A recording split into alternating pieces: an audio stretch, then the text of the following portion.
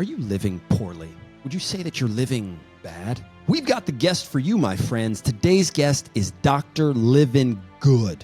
And yes, that is his real name. If you have ever wanted to cut through the nonsense and understand what's going on with your food, how seed oils are damaging you, what they're doing to your cells, the science behind fasting, and if it may or may not be right for you, and the amazing benefits of ashwagandha. And what the hell is up with this new weight loss pill that takes off the pounds but comes at a huge cost? Dr. Livingood has committed his life to helping people understand what they can do before they enter, as he calls it, the sick care system. So much of this podcast is going to change your life if you take the action steps. We talk a lot about atomic habits, taking 1% action every day to do the right thing. I love everything that this guy has to offer. I think most people don't need something new. They need a consistent you. You just need to be more consistent in what you already know. You know Snickers bar is bad and apple is good. Why do you keep picking the Snickers bar? Let's answer that question before you go try carnivore or before you cut spinach. Please, once you're done with this video, take some notes, do something, practical steps, go out, ball. Like, comment, subscribe, check out our Rumble. If you want to support us, support our sponsors. Links to all the podcasts and more exclusive content from today's podcast is on 𝗦𝗚𝗏𝗂𝗋𝗡.com. Enjoy the podcast, my friends. Peace out. 𝗦𝗚𝗏𝗂𝗋𝗡. Dr. Livingood, it is very good to see you. I hope you are well. How's it going? Great. Good to be here. Living good, as my grandma would say. Yeah, listen, you had to have been having fun with this. When did you realize, actually, as a kid, that you had a badass name? You don't know, like when you're a kid, like it's just your name, and it's like it's funny you ask that because you get into maybe high school time. My grandfather had a restaurant called Livingoods. You're like, oh, it's just our name. That's cool, And then he started like this little camping park, his Livingoods, and I was like, he's an entrepreneur, hardcore. And then you realize like, oh shoot, I either have to be a pastor or a doctor with a name like this. You got to do something. It's got to be cool. I mean, you're living up to it. It works against me. People think it's like, that is not your name. You changed it. I'm like, no, I'm like from a small town in Iowa. That's my name. Okay. No way. So you're a Midwest guy too, as well. From Iowa, from Kansas. Mm-hmm. Nice. So I would have soccer tournaments out there in Iowa, Ames, Iowa, I believe. Yeah, my wife went to school there, so. All right. Well, listen, we are here to learn some stuff. You have a fascinating backstory. I've seen quite a few videos on your channel as well. So let's start off there so people can understand who you are and how you got to this point. Yeah, I was in doctorate school. This is 2008, and I get that phone call you don't want to get, and it's my mom on the other end. She's bawling. You still remember right where you're at. I remember the kind of the carpet, exactly where I was standing. And I'm like, Mom, what's going on? She's like, Blake, your dad's heart just shut down. He's being airlifted to Mayo Clinic right now because we're in the northeast corner of Iowa. Everything stops. Like nothing matters when you get that call. When you lose your health, it doesn't matter what you're pursuing. It doesn't matter your stress that day. It doesn't matter the test you have, the financial burden. Everything stops. It's the most important thing you have physically is your health. That's the day I learned it. Dad goes into what I call the sick care system, and I just see him go through health hell for the next 2 years. And so it's, 10 to 15 different doctors, every one of them giving him a different prescription, every one of them giving him a diagnosis. It's autoimmune disease to types of blood cancers to they finally landed on Jögren's syndrome. In the history of man, 250 people have ever been diagnosed with this. You kind of get to this point, you're like, and there's probably, people out there, like you're struggling with some kind of diagnosis, trying to find an answer. It was like, at that point, like, would that even help me? All it was a name for a thing. I'm like, he's still suffering. All we're doing over and over and over again is new doctor, new diagnosis, new drug. And kind of the definition of insanity, right? Doing the same thing over and over and expecting different results. So, nearly bankrupts my family. He can't work. He loses his hearing. So he has to literally write on a whiteboard to talk to me. Terrible. Worst case scenario. And strain on their marriage. And so I just say I'm pulling him. My grandfather, the one that had the restaurant, is like, you can't pull him out of the best hospital in the country. And I'm like, why? Like he's just getting sicker. Like they're not actually helping him build health. In fact, at that time, the director of Mayo Clinic, Dennis Cortese was his name, did a conference, and they asked him, Dennis, how would you fix the healthcare crisis today? And he goes, you can't. You can't fix something that doesn't exist. It's like going to your garage to fix your car and realizing, oh, I don't have a car. The guy that's overseeing the hospital that's supposed to help my dad with this rare condition is saying, we don't do that. That's not what we do. We don't do healthcare. Unbelievable. So I pulled him out of the hospital. He lives with me in a little apartment in Georgia. I'm getting my doctorate. My wife is working at the Children's Hospital. And 90 days go by. He walks into my bedroom, hands me a box. I said, what's this? He said, I don't need it anymore. It was his meds. He'd been weaning himself off the medication.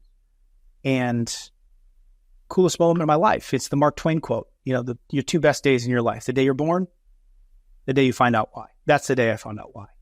But then it came a responsibility that there were so many people like my dad that were suffering in the sick care system, or headed towards the sick care system, or even worse, they will receive no help until they get sick. That's the only time you can enter the sick care system. And they needed someone to help lead them through actual health. So we began the clinic. My wife steps away from her career nursing job. We plant down in North Carolina. We just like the weather. I don't know. And it's in the middle of the city of medicine, of all places. Literally, we're in the research triangle. It's called the City of Medicine. And so we're going the opposite direction of everyone else here. But it quickly became one of the largest natural health clinics in the world. And it was kind of a laboratory for 10 years to help us to understand, how do you take people from where they're at of sickness and, bad lifestyle, and then lead them to experience real health. And then I wrote a book called Living Good Daily, and that whole movement was born. And so it's, one of the fastest growing companies in the country as of last year, just because it is a movement. It's helping millions of lives of people to be able to work with their doctors to overcome the medications, to overcome the conditions, but really empower them to be their own solution. And that's what, there's such a need for it. So. Yeah. And what's insane to me is how much of a need. And, I have my family, my mom passed away. Now it's been 5 years of a traumatic brain injury. And I mean, we as humans don't know everything there is to know about the brain in general anyway. But becoming a part of the system, you see the glaring, when you're faced with it, like you are, and exactly like we were as well, specifically in the American system, to keep it, concise, it's a shit show. It is a shit show beyond everything you can possibly imagine. Yep. And it's not something that I would wish on anyone to have to deal with that system at all. Like you said, if the head, and I know the Mayo Clinic specifically because when you have someone who cannot heal you, you're not getting answers, they don't tell you what, and it could be this, could be that, and it's just a nightmare. You figure out, okay, well, let me just try and find where's the best, right? And so it's very interesting to me to hear that you got your dad into the best. I know it's a whole process and it's all over the place anyway, and then still you're not happy with it. That is ridiculous to me in my head. And I would say too, because I've learned wisdom over the years, like that helicopter ride saved my dad's life. Those doctors, those nurses cared for my father and loved him and did the best that they could do with the knowledge that they had to try to make a diagnosis. The problem is there's no health found there. Like he wasn't going to come up out of that and then heal his blood vessel damage, heal his heart, get his hearing back. That's the part where we're falling short. It's like, it's not that there's not a need. It's that that's the only solution that most people are turning to or waiting to have to be forced into, to your point. That's the problem. It's not like what my wife did at the Children's Hospital. It's like, well, who's going to care for those babies in those families and they're in a crisis and the kid's heart is facing the wrong direction because of an abnormality. Like there's a need for it. But I feel that 97, 98, whatever statistic you want to put into it, % of the problems are due to your choices and my choices, and we can be the solution. Not the drugs, not the doctors, not the diagnostic, not the doctors, not even Dr.Livingood. You are the solution. That's what I teach people, empower them to do.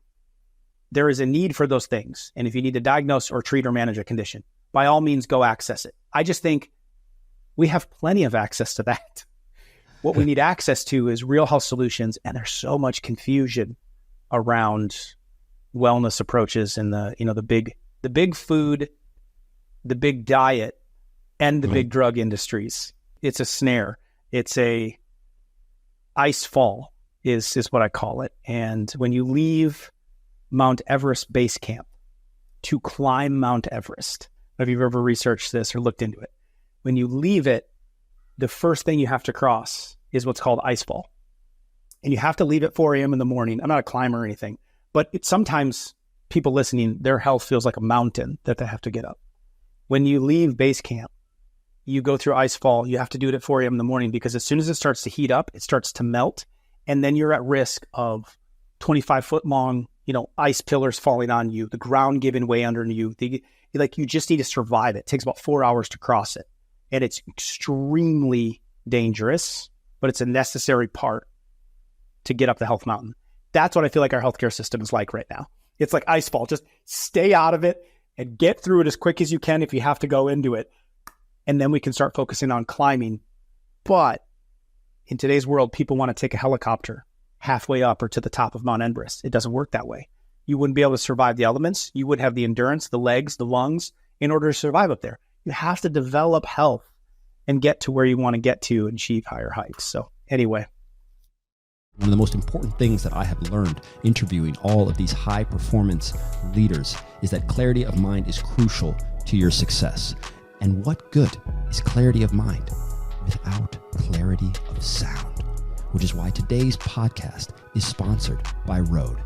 We across 𝗲𝗂𝗰𝗀𝗄𝗏 use exclusively Rode audio equipment in order to do all of our stuff. If you are an influencer, if you're just a person out there trying to make some good content for your stuff at home, wherever it is, Rode is by far the best audio partner we have ever had. We have been using their stuff for almost 5 years now.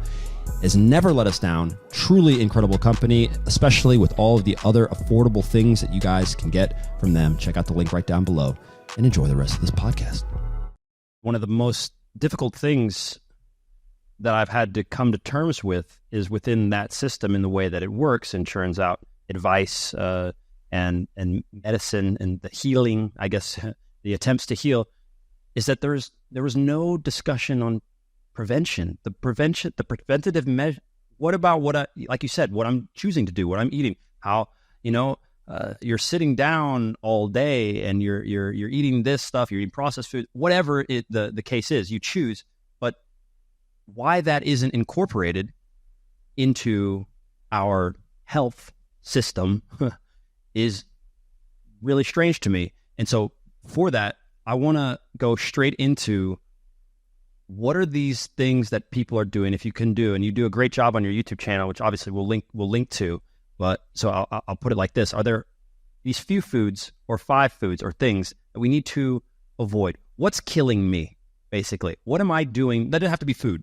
It can be habits and activities, because I know that that's also something, specifically in America, that's doing, some crazy things to people. What are these things that we're doing right now that are really, we need to stop and that we start to head up Mount Everest? Yeah, I mean, my book breaks these down in a simple way, and it's really, really, really palatable for people. I call them the 5 fixes.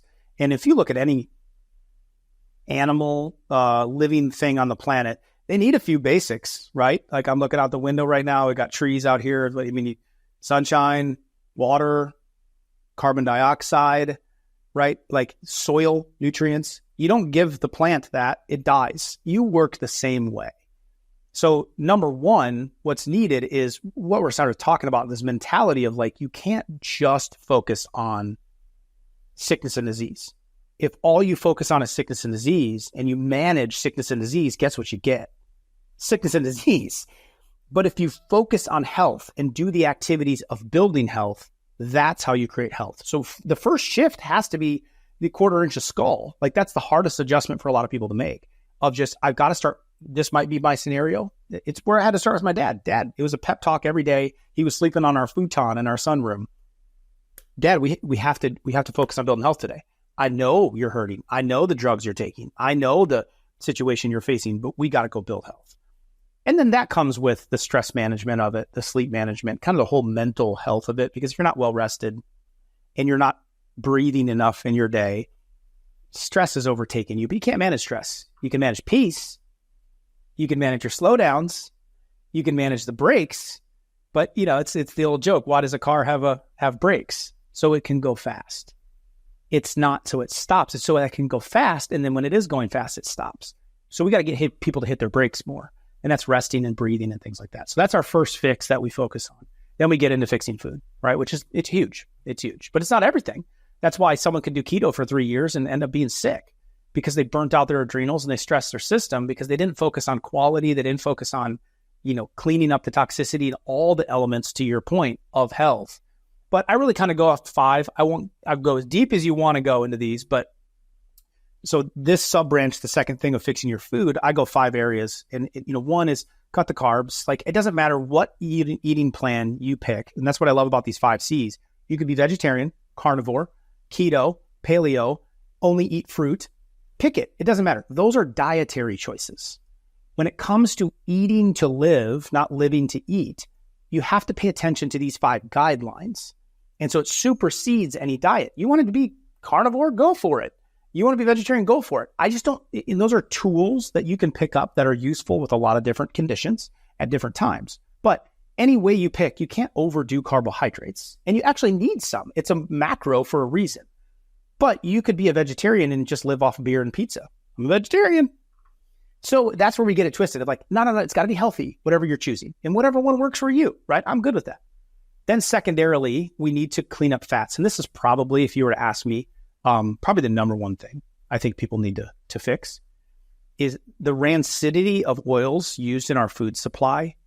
It's rather disgusting. If you saw how soybean oil and vegetable oil and canola oil were made, the oil stinks so bad after they heat it and the chemical processing they have to do it. They have to completely blanch it and put deodorizers in it just to make it palatable, and then add coloring so it looks like something you would normally think is going to be something you would eat. Every cell in your body has fat around it. So you need fat. Your brain is made of 60% fat. But if you are getting unclean fat, you're going to be made up of unclean fat. If you're getting healthy fat, you'll be made of healthy fat. And the reason that matters is because that fat around those cells is the gate to nutrients getting in and toxins getting out. So if your layer is made up of unstable, rancid, processed oils, you're going to be congested with toxins and you're going to be lacking nutrients. Unlocking those is what unlocks a lot of the health of the cell because it's detoxifying it. It unleashes, you're able to get nutrients in. So what are the top healthy fats, just to at least get it? Like, do you have like a favorite healthy fat? Yeah, so you just look at real ones. Like if I were to go out, pick an olive and squeeze it, you get an oil. Makes sense. Fish would have an oil on it. Got to be very protected because you throw the fish on the bank and it sits there for too long, it's going to stink, right? You got to be careful there. An avocado, squeeze it, oil comes out. Coconut, squeeze it, and oil comes out. So it's those natural. And then I like just a good old like butter. Like it's a lot of times what's man's done to it. So if we overprocess it, overheat it, or add a bunch of chemicals to it, now we've messed up something that's in a very natural form. So we just want to get back to just those real forms. The process of taking a soybean and making an oil, really long, toxic process. And then the oil itself, I was a biochemistry minor in school, so you understand the bonds, right? And if they don't have enough of those double bonds, they're not stable. And any kind of heat or any kind of element, such as what's in your body, makes that thing rancid. And then now you're trying to build your cells out of weak bonds and congestion.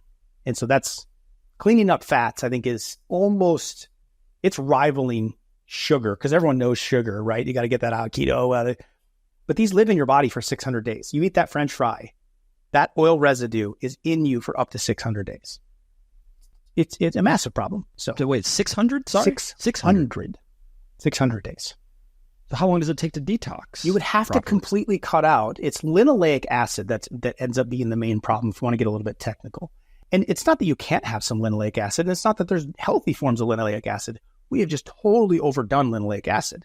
And then we're not getting enough of what we should be getting, which is like fish oil, omega-3. So linoleic acid is omega-6 to keep it simple. We get way too many omega-6s because you think about what we eat. So many fried foods, so many packaged foods. Go to the inside of the grocery store and you will see oils show up in 80% of the food. Go to the outside of the grocery store, they don't exist. So our ancestors ate on the outside of the grocery store. They didn't even have a grocery store. And so they weren't compounding linoleic acid. Well, now we're getting so much. And then the animals that we eat, which is point number 3, cleaning up your protein, we're not what we eat. We're what we eat ate. So if you're a meat eater, whatever that meat ate is ending up in you. Well, now they're all being fed carbohydrates, grains, and bad oils, which is making their linoleic acid higher. And now you're eating inflamed animals. And I don't mean to gross out of this. It's like I eat meat, but it's why it matters to pick a cleaner source, because it's this compounding effect of they're all eating now the same way that we're eating. I mean, in Iowa, they would sometimes feed them like Skittles and candy, anything to make those animals fat so they could take them to market. And I get it. My family, like, comes from a lineage of farmers, you know, so I know they're just trying to do their best, but the industry's got sideways. Then you go number 4, where's the nutrients come from? Care about nutrients. Got to get those in, whether it's, you know, your veggies or your, you know, greens powder, whatever it is. And then finally, curb consumption. I think that's probably the quickest way you could make an impact is just stop eating for a little while. Like some people haven't gone an entire 12 hours, their whole life not eating, let alone just allow your body to go into recycle mode. And when you go a day 2, research shows out of UCLA, day 3, you activate your body's natural recycling system. It's called autophagy, and it's incredible. It will just start to salvage. I equate it to building a house. Instead of having fresh lumber to build the house, it will start using all the scraps, virus scraps, microbe scraps, old cells, dead cells. It puts you into recycling. So very good for fighting aging, fighting cancer, fighting diseases. So those are my main 5 when it comes to fixing food. Those are the big 5 C's. But you can see how it doesn't matter if you're a carnivore or keto or you want to be a vegetarian, you still got to play by those rules because you end up eating toxic foods, even though you think it's like the biggest one is like tofu or the gluten people, you know, like gluten-free. Cool. But you can't eat cardboard and fake food just because it doesn't have gluten. Like we got to think about nutrient value and toxicity while we're doing it. Fasting has become a huge thing, and you just kind of discussed on it. Do you have any rules? I mean, surely you've talked about this some. Is there like a good rule of thumb for people? There's a lot of levels to it. I like to ease the body into it a little bit more. I think going too drastic too quickly, you can have some kickback. You know, your thyroid, it might be in a sensitive state. Your hormones, especially if you're female, could be in a sensitive state. So it could shock the system a little bit. Some people might need that though. But I do a concept called rotational fasting. And it's just like rotating your workout so you don't plateau, right? So you just, you know, I got to increase the weight. I've got to increase the reps. I've got to increase the time or change the time. Like that's pretty much how you get gains working out, no matter what type of workout you're doing. It's the same thing with fasting. So instead of just, you know, intermittent fasting, I saw some results and I just stayed there. You know, I just don't eat breakfast the rest of my life. You can do that. If that works, that's great. As opposed to, let's start with like this week, I'm going to half size my breakfast. And then next week, I'm going to skip breakfast. And then the week after that, I'm going to skip breakfast and do a half-size lunch. And then I'm going to do a full day fast one day the next week. And then you see, like you're kind of rotating it a little bit, but you're gradually increasing, and then you can gradually decrease. It's kind of like up the ladder, down the ladder. So that's usually what I'll teach. It really helps a lot of people that have it's intimidating, and they get a little success, and it's sometimes at first you're like, am I doing anything? And then all of a sudden those results start to compound, but you can really reset the metabolism because if you think about it, the way we've been eating, we've ran our metabolisms into the ground for decades. So let's give it a little bit of space. Let's not try to just fix it in 3 days, right? The first time I did it, it took me 24 weeks to kind of just slowly ramp up. I ended up doing a 7-day fast. That's not for everybody for sure. I just wanted to put myself 7 days, no water, no food, or why doesn't it work? I just did liquid. I did water. I did some bone broth and some water. It's incredible what the body can withhold, but it's hard. It's not realistic. I like realistic things. You know, like we're not going to get too many people to do that. But if I could get you just halfway up that ladder and then you come back down and you did a day or two of fasting, gosh, do people just feel like they've just conquered the world because it's a big step up the mountain, right? They feel like they've really elevated. In 2016, I played more or less over half of a season as a vegetarian, and just to try to see what's up. And incredibly hard to do if you don't have a chef, because you There's a demand for your body, and it wants calories. And if you don't want to, like you said, I just don't want to just go eat beer and and pizza, cheese pizza, or whatever. Right. You gotta do some work. Yep. You gotta do some cooking, and you gotta be prepared for it. And so it's a lot of work. The one biggest takeout, I didn't feel any less power or strength necessarily. The biggest difference was that I felt like I could probably run forever. Not that I was never fit as a pro soccer player, but I definitely felt a change in the amount that I could run without feeling any strain. I could just run. You just felt like you could run forever. Let's talk to the athletes for a minute then. So when you begin and you go into like you're doing an OMAD, what the research shows is that right away you get an uptick in HGH. Now, anyone that's an athlete is going to know what that is and want more of it. At 12 hours of not eating, you spike it. And then you start to optimize testosterone over the next 12 hours. So what I found is when I was doing the fasting, I would actually lift more. Even though you could be a little lightheaded or try to get some electrolytes in, that'll help to combat that. But you get the surge of those hormones in that first day to 2 of fasting.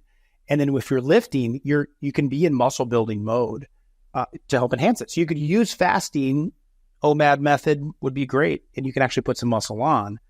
And then the other big thing of it, and I think you're touching on it, probably the reason you felt a lot more clean is if you've still got to pay attention to the toxicity of it.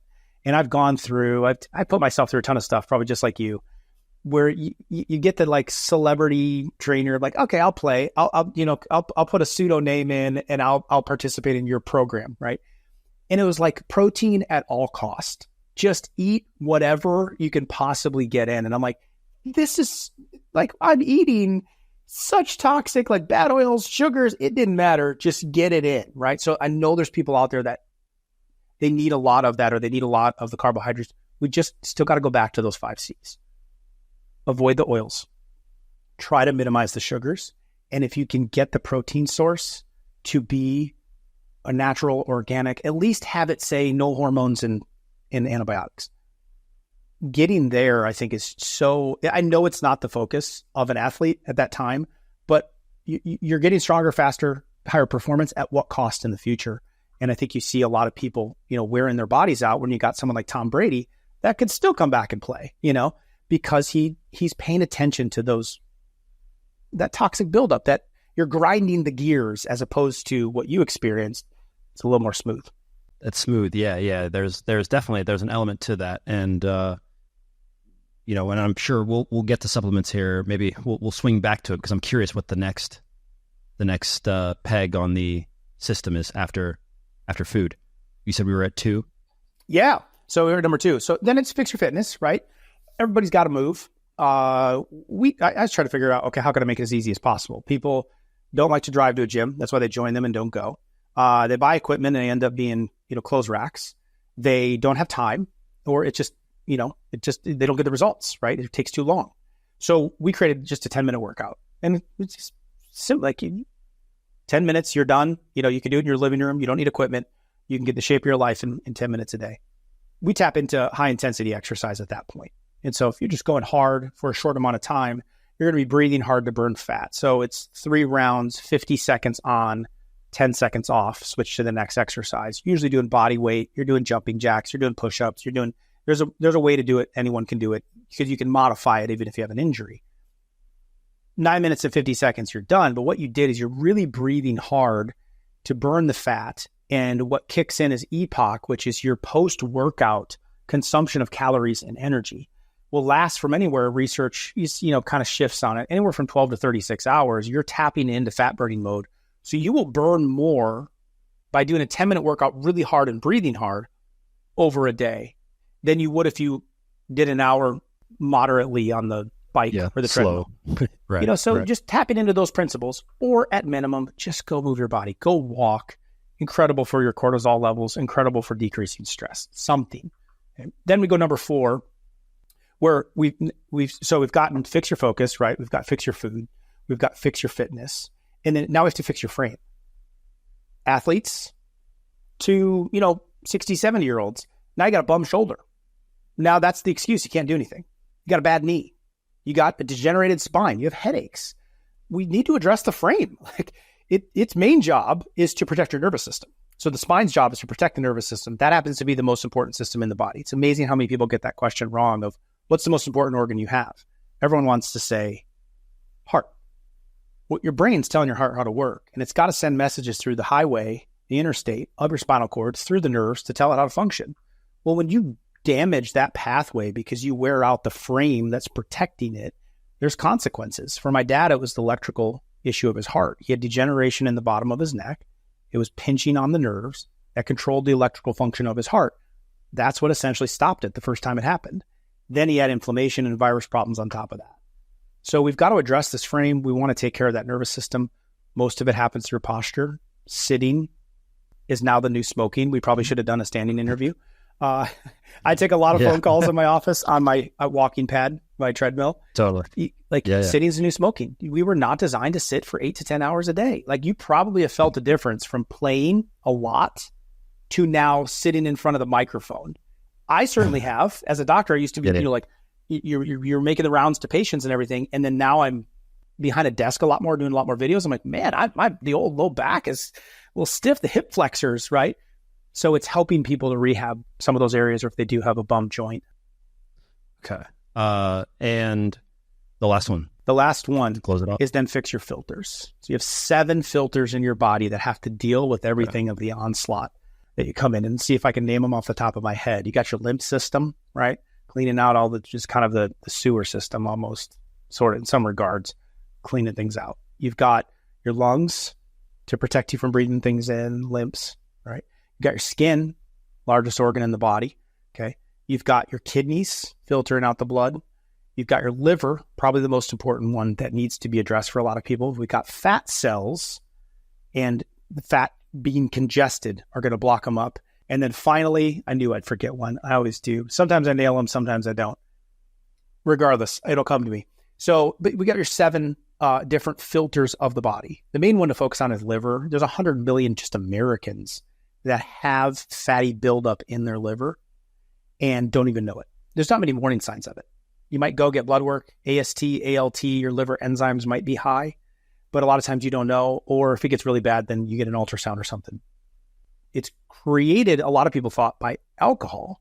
Well, no, there's a liver alcohol. That's not the case anymore because we're eating so many sugar-based foods, high fructose corn syrup, sodas, things with so much extra sugar. It's actually having a bigger impact than even alcohol was with its sugar content. So now we have this explosion of fatty liver. It's creating an increase of iron buildup in the body. That's hemochromatosis. That's like the extreme version of it. Or it's creating a lot of extra weight and high cholesterol. High triglycerides is a big warning sign of this.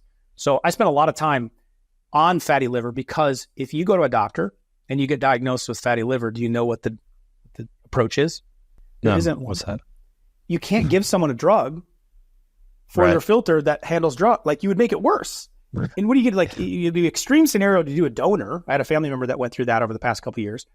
Other than that, there's nothing they can give you. So what do they tell you? You need to eat better and exercise. But that's the extent of it, to your point of, can you elaborate there? Could we, is there a plan? Is there what do I eat? What's it? So, but there's an incredible study that they did, and 43% reduction in fatty liver in 2 weeks by following the nutritional guidelines that I just laid out for you. Drinking lemon water, I like to add to it because lemon water is one of my more popular videos. I think it's got incredible benefits, especially on the liver and on the kidneys.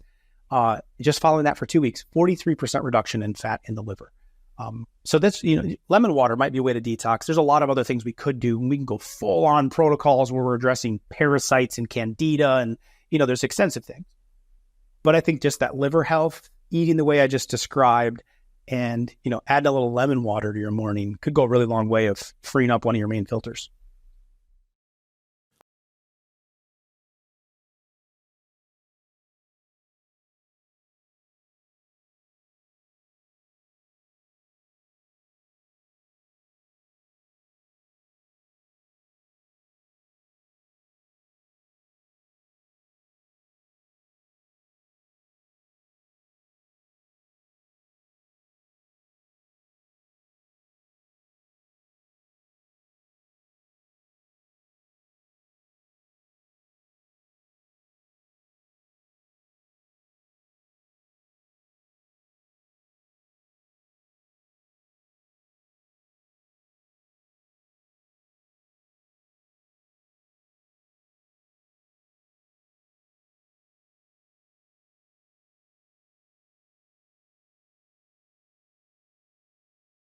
There's going to be a lot of people here that are going to hear what you're saying and that have heard what you're saying and immediately start to think, I have to do something. I have to make some changes. And that's one reason that I've wanted to speak to you for so long. The other thing I want to get into, though, because you've mentioned the mind, and we have a podcast that we've had on some of the top, experts within not just scientists, but also, let's say, gurus in that sense, to discuss the effects of the mind on the body and breath work and other things like this.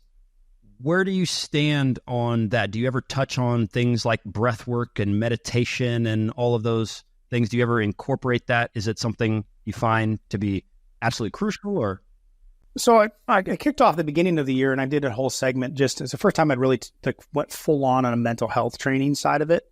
But it's the number one issue now. Now that the pandemic is past, cancer and heart disease are still lingering around.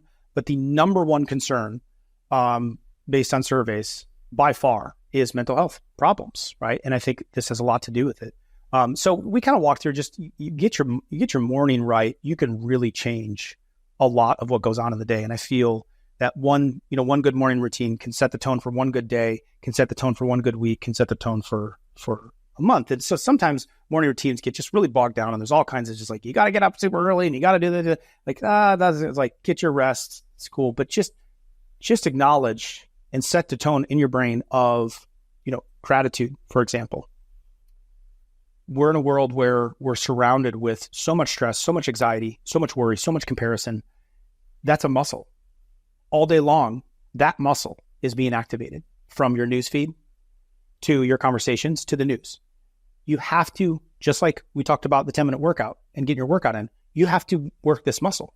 If you don't fill it up and feed it, it has nothing to work from. You have to not just feed it with this.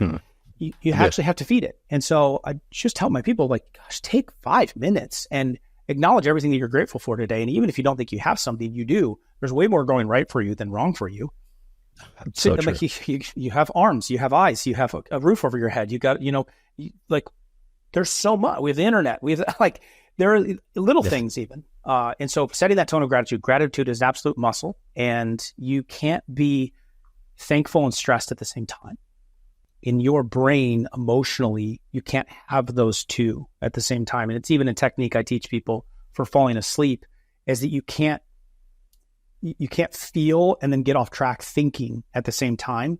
So if you just focus on the feeling, and there's actually a little muscle behind your throat that in anticipation of getting ready to talk, it fires. And so if you just lay there and focus on that muscle, you're not focusing on everything your brain's racing with and the merry-go-round going on. And so it's just taking a moment and refocusing your brain to start the day. Then there is, of course, our breathing exercises, which I'm a huge component of that. They actually found in studies that when people were trying to stop smoking, that if they just mimicked smoking for a minute, that it actually helped them not continue to smoke. It's like a 24% difference in the research. And the reason is I teach people just have a smoke break. And that's, you don't actually smoke, but do nature smoke break. And it's just like mimicry. If you've never smoked, whatever, you might want to know this, but 5-second deep breath in, 5-second deep breath out. And that paced breathing stimulates what's called your healing nervous system. It's called the parasympathetic nervous system, not the border with big long terms. Your stress system is your sympathetic nervous system. That thing gets pegged and stimulated all day long. Its job is to protect you from getting bitten by a snake in the woods. Or it's your boss's deadline that he just put on you. It's the same feeling. And we're experiencing that all day long. You have to hit the brakes. And that breathing is actually one way to stimulate the healing system, which helps you digest, heal, reproduce. It's that relaxation. So it's the feeling you get after you got a full belly. It's the feeling you get of just chilling. And so that breathing stimulates that parasympathetic nervous system. That one doesn't. That's the brakes of the car, not the accelerator. So there's a lot of different, from a mentality standpoint. But I think my two best that I've taught over the last 10 years of speaking all over my local area and then now, all over the world, if I could get some gratitude and if I could get you to breathe a couple times a day, those are very practical, tangible, scientifically proven things that can really make a difference if done consistently over time. Yeah, and that consistency is is a huge thing. In my own path, I've spoken about this before in becoming a meditator. None of the benefits that you can read, and you can read all about all these lifelong meditators spending all this time doing all this stuff. 3 seconds a day every 2 weeks isn't going to get you any of the benefits of meditating or eating good. If you only eat one, piece of lettuce and then go eat crap, you're not getting the benefits from the food. It's gonna overweigh. And so you have to have this consistency. And the simplicity is another thing. And so that's I love the fact that it's just like you can breathe, and if you can be thankful, then you can start to change things. And that slow incremental change, people have no idea. It's not that people don't have any idea. It's just we get so confused sometimes. Like you said, when you come up to Mount Everest, it's impossible. But if you get over the first hump and the second hump, by the time you're halfway there, you don't even recognize yourself, and the top doesn't look that scary anymore. I'm smiling because this is what people latch onto. Here's how we teach it. And so to use the mountain analogy, you've got to climb this thing. You don't know which way to go. I'm going to help be your guide, to be the Sherpa, but I can't carry you and we can't take a helicopter. What do we need to do? One step at a time. And it's 1% at a time. And if you were to get 1% better each day for the rest of this year, you would be 37 times better in your health. And 1% today could be a little bit more water. 1% today could be the better choice at the grocery store. 1% today could be breathing. 1% today could be focusing on but 1%, 1%. All of a sudden, if you could roll that together and just get a little bit better each day, you've now taken, Everest, or you've now taken what felt like an elephant on you. It's like, how do you eat an elephant? One little bite at a time, right? It's one of my dad's favorite sayings. So that's how it's accomplished. So we use the vehicle of a challenge monthly where we're putting people in it, putting accountability around them because they don't have it. It's surprising to me how many people, like, their husbands are actually rooting against them because they're making a change. Or like, there's a little meme going around right now, a quote of like, you can eat junk and be so off track and out of shape, no one says anything to you. All of a sudden you start your path on eating better and moving, and everyone wants to question you. And what's like, why is that abnormal? There's so much resistance. They need accountability, right? They need support. Just a doctor there of like, that's why, I was telling you earlier, right before this, I just got off with thousands of people asking me questions on a live show. I just show up for them every week to be consistent. It was we were at almost 300 live shows. They just need support. Like, just give me a little direction here of where I'm supposed to go. And then each month, just pick one thing in your health life. And I like to add one thing in your personal life too, just to focus on. And I'm not going to bed until that happens. So maybe it's working out. Just spend this next 30 days and just get consistent with working out 6 days a week, 3 days a week, whatever it is. Just plan the date night once a week, save $100 a week, whatever just pick one health goal. I think you always need a health goal because if you lose that, everything else falls. Sure. One personal goal.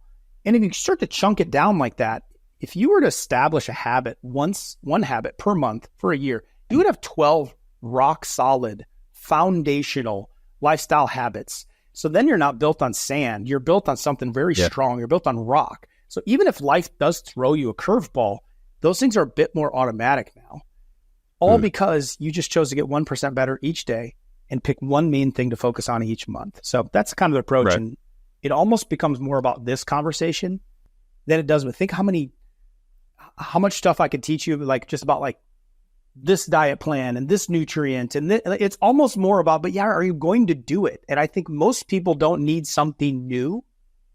They need a consistent you. You just need to be more consistent in what you already know. Snicker bar is bad and apple is good. Why do you keep picking the Snickers bar? Let's answer that question before you go try carnivore or before you cut spinach. Some of the questions I get, I'm like, does this matter at all? It's the rock analogy, right? Like put the big rocks in, then the medium rocks, then the sand. Like so many people focus on the sand. And I'm like, let's just talk about what time you went to bed. Let's just talk about how much water you consumed yesterday. And I think there is where big nutrient, big diet industry is failing a lot of people right along with it. Yeah, but it is a very good point to say, like, that the Snickers bar is bad because almost everyone, without coming to someone like you, knows a few things. And that's we have some of our biggest videos on our football channel where we get the same thing. Crazy questions. Should I move to Madrid because I want to play for Real Madrid and I want to go here, but I don't have a team right now and I don't ever go to training and I don't have a ball, whatever. Don't practice. Like, let's back up, right? Yep. But like, if we said to them, my job is already done. It's like, if I just said, do you know 5 things that you need to stop doing, like, or that you should just stop doing that are wrong? The answer is always yes. And they always have a list of more than 5 when they start looking at all the stuff they already know. And I said, well, why don't we just watch what happens if you can slowly get rid of that. And before you know it, you've got this, new life, new game, new everything. I want to shift to something that I'm really interested to know, because someone like you who's in the midst of all of this, in the eye of the storm, let's say, are there scams out there? What of in the alternative medicine / alternative food or preventive, do you see maybe an industry, food, workout thing? What do you feel could be a scam? I don't love the word, right? Because I try not to use words that I would never want someone to say, like the word program is a swear word around Dr.Livingood. Diet is a swear word around Dr.Livingood. Just because it's like, hey, we've got to be thinking longer term. We've got to be thinking, from a positive side of things. I understand your question though. I think, whether you're looking at drug companies, whether you're looking at a diet industry, a supplement, whatever it is, the heart behind it can get sideways very quickly, right? And the thing I got to go back to every day with Living Good Daily, for example, is our team shares the pictures and the stories all day long. Our currency is the life change. And as the leader of this movement, that's where I keep it at. Every month at the end of our challenges, hundreds of, videos and testimonials. Life change, life change. If everything else is going wrong, as long as we've got life change going on there. But then you would look at, like, when there's like money to be made, it gets skewed very quickly. Just like with drugs, like you look at the people behind it, it's like there's billions of dollars on the line. Well, for some people, selling a nutrient or overemphasizing a benefit, you get a little sideways on it, right? There's your wrong intentions, maybe had good intentions and then it got you off track. I think, you got to there's not going to be one thing that corrects it for you, whether it's one of Dr. Livingood's supplements or my book or this one podcast, Brad. It's never just one thing. And I know we will always want to believe that. And we will always, take a step, maybe thinking that's going to be that one thing. It doesn't matter if it's a weight loss drug. It doesn't matter if it's someone selling, one specific nutrient that's going to fix everything. It goes back to our beginning conversation. There are still 5 foundational things. It doesn't matter if they give the tree the best fertilizer in the world. If it's kept in the dark and it's never watered and the soil is just bad soil, like it won't matter over time. We can, artificially do it. So I think to your point, it's just always keeping that in mind. And that's why I like to say, okay, yes, you can use that thing.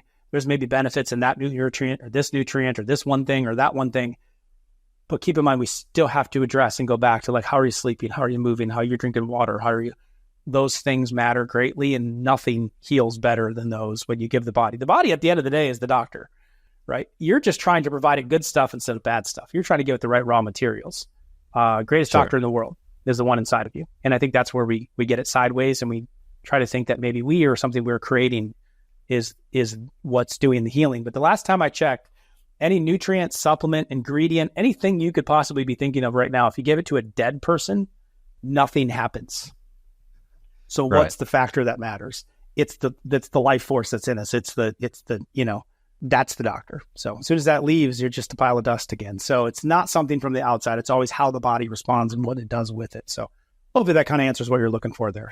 Yeah, no, it does. I mean, it goes back to something that constantly gets talked about on this podcast, which is the ability to have critical thinking and analytical thinking skills in order to understand, like you said, when a movement or a substance doesn't have your best interests at heart, or it's claiming something too great, then you need to be aware that potentially maybe it does have some benefits, but or side effects, Right. Or side effects. There's a consequence. Like maybe you're skinnier because of that thing, but are you healthier? Like, we don't just want lighter caskets at the end of the day. We want healthier human beings.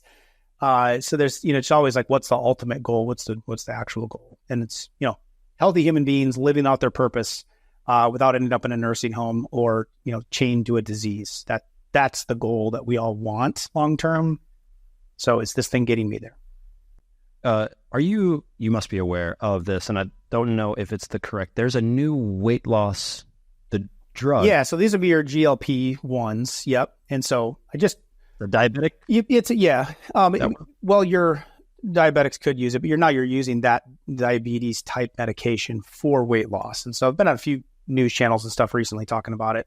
And because it is like, everyone wants to lose weight. You want to look better. You want to feel better. And kind of learning from like a wisdom standpoint, it's like, I'm not shaming anyone for being on a med or wanting to use something like that. Or listen, if you don't want to make any lifestyle changes, then you might have to resort to something like that. I just think the framing of it is that it comes with side effects. You are cranking up your pancreas to stimulate more insulin, to alter the way that you burn energy, which ultimately burns up fat.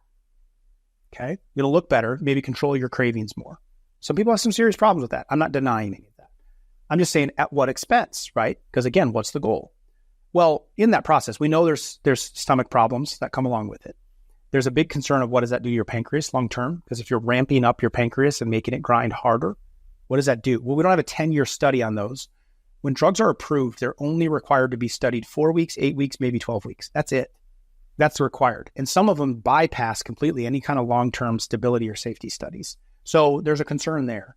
And then the one that I have the biggest concern about that I don't hear a lot of people talking about is that when insulin is up in the bloodstream, there's an enzyme that is produced to break the insulin back down so then the body can recycle and then create more of what it needs in the future. That same enzyme is the same one that breaks down the plaque in your brain. So you've maybe heard of type 3 diabetes, which is Alzheimer's. And the reason, the big connection, one of the major studies behind this is exactly what I just said, is because of this enzyme. So when you have constantly elevated blood sugar levels, you're constantly needing more insulin, which is eating up that supply of the enzyme. And now is there more plaque buildup? So they're trying to understand the physiology of how does this actually happen? This is one of the main theories. So my concern is, wow, if you are stimulating more insulin long-term, are we going to see an impact on cognitive decline? I'm not saying that is the case. I don't know. I just have a lot of concerns. Sure. And then for what? That you looked better for a period of time, that you were a lighter human being, but are you a healthier human being? And it goes back to that question. Everyone has to answer that question themselves. And there isn't shame or judgment either way. I'm just saying it's an undeniable fact that there is major consequences with using those. And I don't think those get expressed because that doesn't sell the thing. Yeah. And at the end of the day, we just want to, during a period of our life, at least, we want to just look good. And so we'll go to great extremes and we'll compromise potentially our future. But, if you've ever been around grandpa, grandma, or the nursing home, you realize, wow, kind of want to take care of myself now so that I don't end up in, being like my grandmother who didn't even know my name at the end of her life. You have an interesting video about baking soda. And I mentioned to you that I wanted to discuss this because I have a friend. Who raves about baking soda. And this is why, because it was just a strange coincidence. I've known the guy for a while, and it just a couple weeks ago, he just mentioned this and all the stuff he's using it for. And then I remembered that we were gonna speak. I go check out your channel, thinking, he's probably got something on it. Hey, lo and behold, one of your most popular videos is about baking soda. I don't know anything. Although my mom, she did use it for stuff. She knew about this. She was always into health, and she was very healthy, before all the accidents and stuff. And so I'm curious, could you give me my master class here real quick? We'll give it very simple. Like most of what we're doing and come in contact with in our life is very acidic, right? You've got your pH scale, 0 to 14. Your blood has to stay real close to that. If it goes, just 0.1, 0.2, either direction, you're in huge trouble. So that doesn't fluctuate like crazy amounts.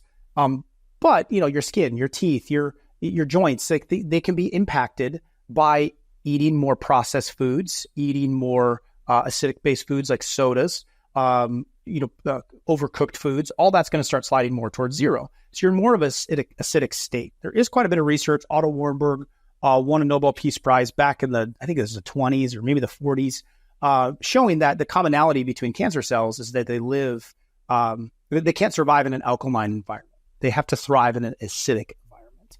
So now there's a lot to that, but wow. Okay. So we want to try to make sure we're combating over acidity, but you also want to be too alkaline either, because that's the other direction of like, you have problems going that way too. So try to be right in the middle with it. We just tend to, with our lifestyles, get a lot of acidic things. So the benefit of it, one of the main ones that I started using clinically years ago, is people that had gout flare-ups and really bad joints. And so you're in a uric acid state. That's like literally what gout is. It's building up in your toe or your knee. And so it was like, oh, well, let's just get them out of an acidic state, see if this like makes an impact on it. And it was fantastic. You take a half teaspoon in water, once or twice a day, just for a, 1 week, 2 week period of time. I don't think you're drinking baking soda every day. And I say that in the video too. But wow, it would just give them like this nudge to go the right direction, because it was balancing out just an immediate impact in that blood, in that, digestive tract around those joints, nudging you the right way of maybe people that haven't had very much alkalinity, aren't eating green food, aren't drinking green juices, that they could kick them that way. And of course, like, what it does to like your teeth, or it does to maybe something with your skin, or taking a bath in it has a detoxing effect. So it's got some interesting uses, a lot of it just because of that neutralizing that it brings because of the makeup of it. The one thing I would watch out for is to, Arm & Hammer, if you're going to be consuming it, the processing of it is heavy machinery, ends up with a lot of heavy metals in it.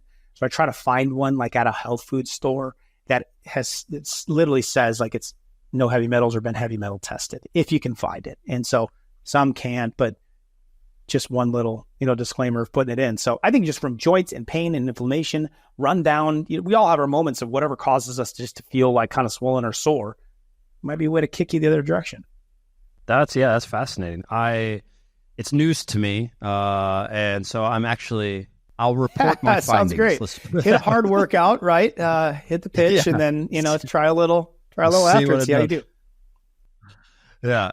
And speaking of that, and this is a question for the everyday human, because we are all bombarded by these advertisements, these types of things. Do you recommend, I'll make it two-part, but it's very simple and they're both related. Do you recommend a multivitamin for everyone, and B, if you do recommend supplements that people should take, what exactly should we all be taking regardless of where we are?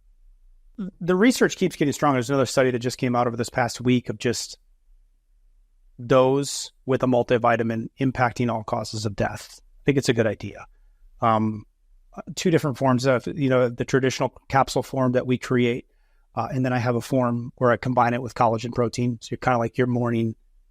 I hadn't really seen that before. So I was like, if I didn't have to swallow another pill, I could just get it all in my morning smoothie. And it was like, I got my multi, and I was like, that's cool. I just reformulated it though last year again. As you continue to learn more and more about, you can make a nutrient, a mineral, a vitamin, but it doesn't, and then you've got food on this side, right? It's like fully synthetic, fully the way God made it. Well, I'm always trying to go this way as much as possible. Ideally, I would just get you to eat the right foods. The problem with it is that our soil is getting so depleted because of the overharvesting and the methods that we do it with. Hence, going back to our fertilizer conversation, we're aggressively depleting soil. We're not rotating properly. You don't get the same amount of magnesium and vitamins in your apple today compared to 40 years ago. Several studies have proven this. That's why I think multivitamin is important, is because it's getting harder to do it from food. I would rather you eat as clean as you could. But then what I started to discover is that you can get some really toxic synthetic fortified forms. Like when you have your cereal that's like fortified with B vitamins, I'm like, no, those are just synthetic or like iron. You're like putting iron shavings basically in there. Like it's a calcium. It's like just chalk that you're taking in. So a lot of people just taking synthetic chemicals. So I really made a push to go this direction of like the type of riboflavin that you pick. The phosphate version is way more closer to food and natural than just riboflavin. Your minerals, just taking a regular, magnesium or some kind of form of potassium attached to a chloride or attached to an ion, if you attach it to a chelate, it is one step closer towards food. And so they cost more. They're harder to get. but making a rig conscious effort, and I went company wide and just gutted every single formula that we have. I'm like, we are no longer using anything close to a synthetic form, which we tried to avoid in the first place. There's some very obvious ones, but then you get even more granular, start moving it this way. So I think a multivitamin is a good idea. If I had to pick, like, here's like Dr. Livingood's top 5, right? So half of what I look at is, I'm assuming that a lot of people listening just don't quite eat the best, right? Could we admit, like, I could probably get better? If your hand doesn't come up, then you're lying to yourself. Like, we all could do better. If you're eating processed foods, if you're going through a drive-through, if it comes through a window or makes noise when you open it, it's probably not the best thing going in. So where are the nutrients going to come from? Because those processed foods are going to be significantly, severely depleted, and they're actually going to deplete you more when you eat that McDonald's burger, that Chick-fil-A sandwich is actually taking more nutrients from you. So we got to replenish them. So I look at that as like, it's kind of like food, my powders in that sense, like my greens powder, right? 50 plus nutrients. I'm just making up for lost fruits and vegetables. A protein powder, right? Just getting, like, I didn't have time to eat clean meat, or I didn't have any resources. Now you at least have that. Electrolytes, replenishing. When you sweat, there's a reason it tastes like salt. Like, you're losing all the minerals from there that power all your muscles when you do it. So those are kind of like 3, almost for me, like food replacements that I just try to get extras of those in as needed if I'm not doing as well during the day. My top 2, though, for making the biggest impact with the research known are the 3 I's, is what I call them. The first I is insulin, so your blood sugar levels. Then you've got your inflammation, and then you've got I am the solution, where you're making lifestyle changes. So I like to address from like an immune system standpoint, vitamin D, super important. I think from an immune system inflammation side of things, I think it's crazy important to be, the studies just keep coming on it. So if you can get your blood levels above 50, measure them on a yearly basis, you reduce somewhere around 8 to 10 different forms of cancer, including breast and colon, significantly, like up to 80%, if your number's above 50. Just that one vitamin D3 number, that high. Don't take vitamin D2. It's very synthetic. If you're going to take vitamin D3, know that it's powerful. It's going to move calcium in your body. It's going to move it into the arteries. You can't leave it there. You need to get calcium to your bones. So you got to take it with its friends. And its friends are fat-soluble vitamins, A, D, E, and K2. K2 moves that calcium to the bones. It depletes your magnesium if you're taking a lot of it, because magnesium activates it. So you got to take some magnesium with it. Some zinc's going to help it absorb better. The second one I would look at is omega plus turmeric. How do you combat inflammation? And so I think a fish oil is incredibly important. Going back to our rancid oil conversation, we're getting way too much linoleic acid, soybean oil, vegetable oil, canola oil. The conventional meats that we're eating are full of linoleic acid, and then we get very little omega-3. So if you start eating properly and cutting out your oils, and you can increase your omega-3, you close that gap. This gap is inflammation. It's at the root cause. It's Time Magazine, when my dad was in the hospital, root cause of 98% of all disease. So we've got to address it. So I think, a good inflammatory addresser, a good immune supporter, and then you're just looking at, okay, I'm coming up short with my nutrients, so maybe I need some greens, or I need some clean protein, or I need some electrolytes, just to keep my body fueled while I'm lacking on some food. So that's probably top 5. Right. I mean, it's great. It's great because it's just so hard. It's so hard. Number one, just being an athlete, and the amount of things that they offer to you that you're supposed to take or you could take. And, we're always trying to get an edge. And so everything promises the moon, and you don't know what, they don't care about the side effects. And like you said, long-term, what are long-term things? I mean, caffeine is a big thing in football, soccer, and, guys getting hopped up 10, 15 years for every game, or even training too. It's like, what does that do? It's like, I understand that it benefits you here and there, but I don't know about every week, 4 or 5 times, taking up and then anhydrous caffeine at that as well. So, I've tested those things, and where I'm going with this is that I'm curious, have you heard of ashwagandha? Yeah.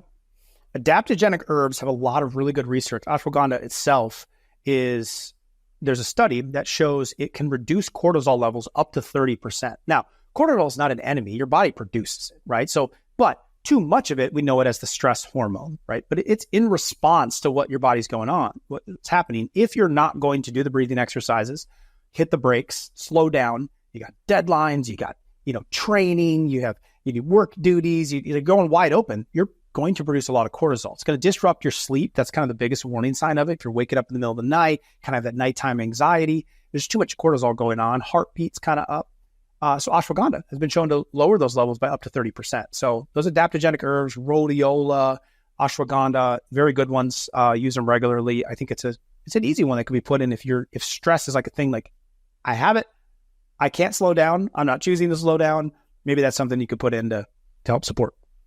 One of my favorite ones is cordyceps, speaking of adaptogens. And to give my small history of it, like I said, tried all the stuff, tried everything, tried all, been in very many clubs around the world. Everybody's pushing and getting that kind of synthetic supplement system. We know it works as far as performance, but we don't know exactly what it's doing to me after done playing. And so that had me take a look at the adaptogens and started looking at mushrooms from reishi, cordyceps, lion's mane, all these things. And I started taking cordyceps just to test it out like I would any other supplement, and noticed just a tremendous benefit.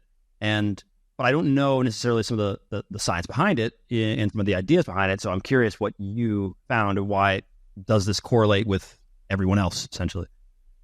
Athlete-wise, I think it probably has to go back to a lot of what's happening with the inflammation levels inside of the body. You start combating those when you start altering the hormonal response of cortisol and what it's doing, let alone the gut health of controlling 80% of all the inflammation inside of the system.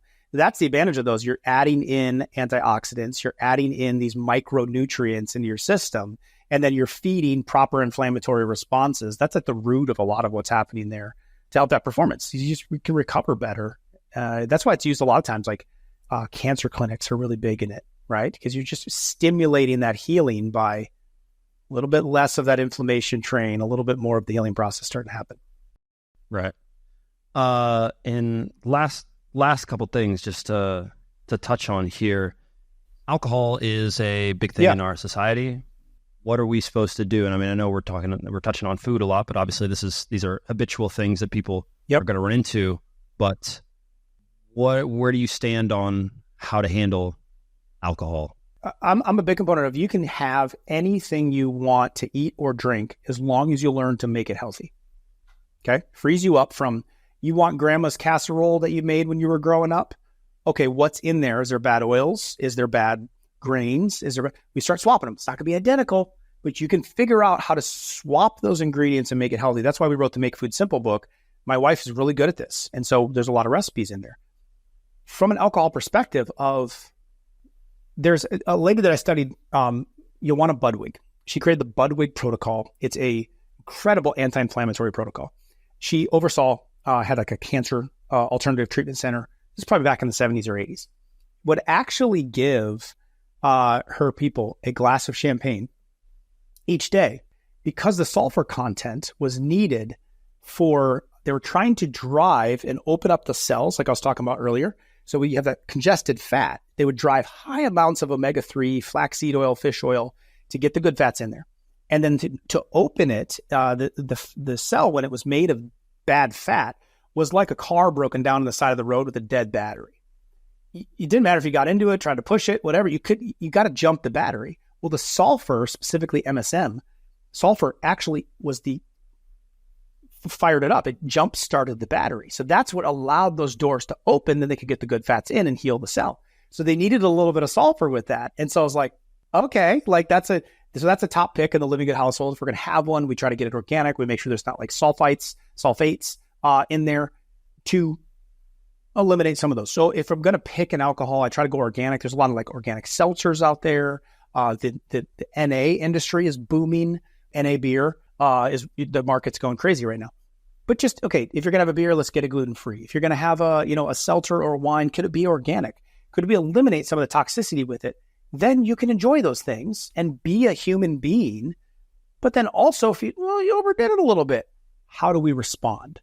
That's it. Just respond. Life is all about responding. So you had a few too many. You let your guard down a little bit. You got off track, whether you overate, overdrank, whatever it is. Well, for the liver, I would go back to that liver protocol. It's like, well, lemon water in the morning, cutting out the carbs, and you're eating healthy fats. You're going to do that for 2 weeks, right?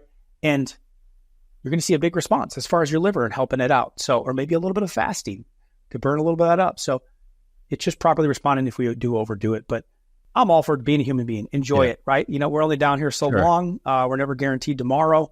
And if you want to have a drink, if that's your thing, or socially, or that's kind of what you do, there's a way to do that responsibly. There's a way to do it with minimizing the detriment on your health. And that goes for, you know, your soda drinkers. That goes for your, you know, all the habits, right? Sure.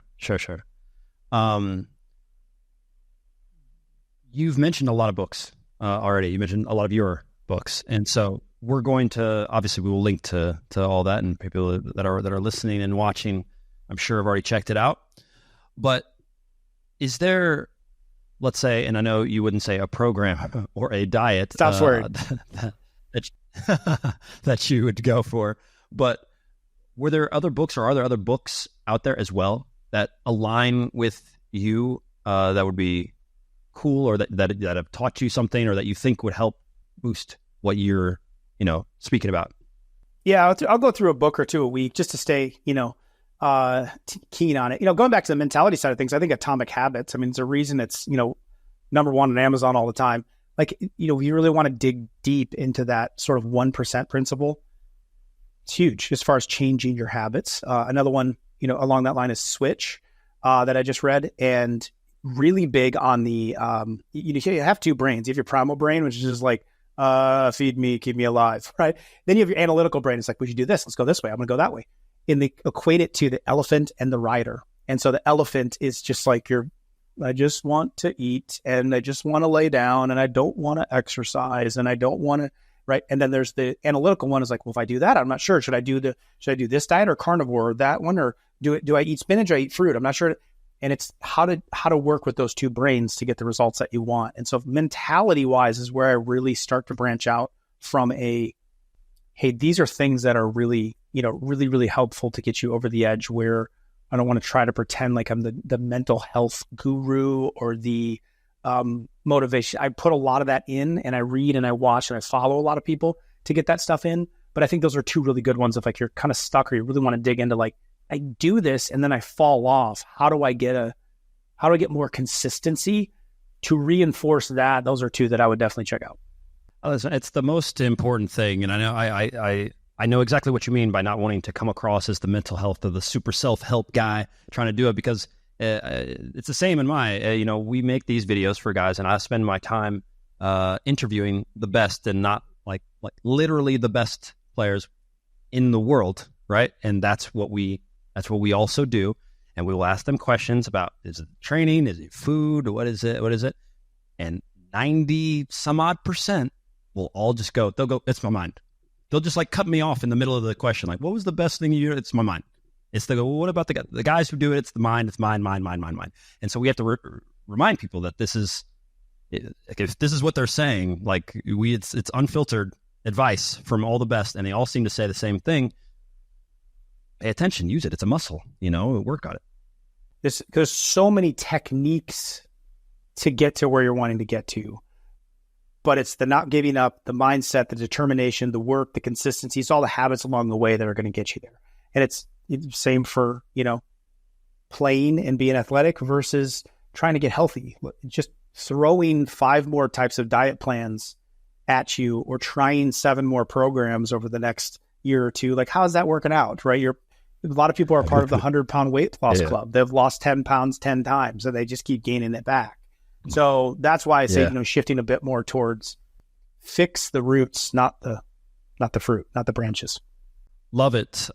Listen, like I said, we're already going to link to everything, but is there any place or anywhere that you would want to send anybody specifically that they should go check out more from you? Yeah, listen, it's simple. You can go to livinggooddaily.com.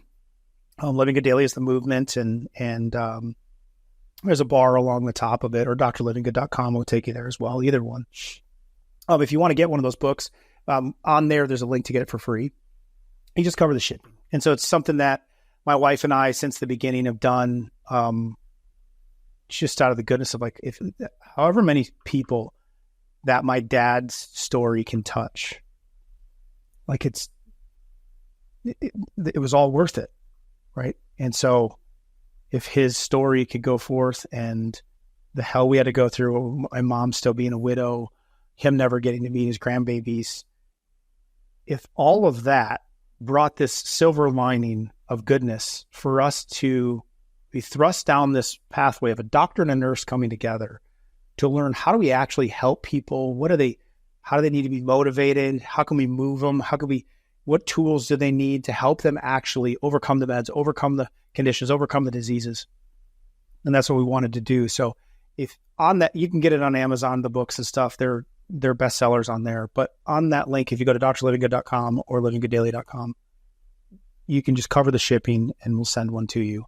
And it's just a way to, that book has been in, millions of people's hands. And so then every day, my dad's story is used for good. It's all used for good.